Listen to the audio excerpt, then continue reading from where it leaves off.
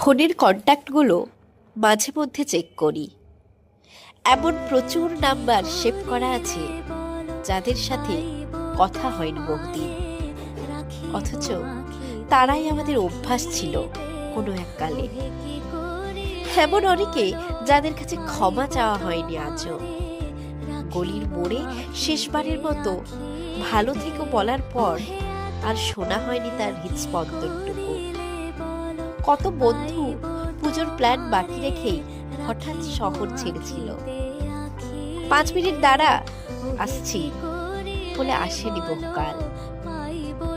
তুই না গেলে আমিও যাব না বলা মেয়েটা একা একাই বেছে নিয়েছিল দূরত্ব। ছেলেটা কাজে মন দিয়েছিল সব ভুলে, বাকিটা সময় সামলে দিয়েছে। আমাদের ফোনে এমন কিছু নাম্বারও রয়ে গেছে যারা আজ বেঁচে নেই। জং ধরা গ্রিলের মতো শুধু পড়ে আছে স্মৃতিটা।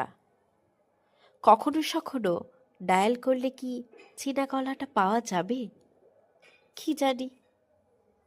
ছোটবেলায় আমরা যত সহজে পেন্সিল রাবার হারিয়ে ফেলতাম, বড় হয়ে ঠিক সেভাবেই মানুষ হারিয়ে ফেলছে ভীষণভাবে।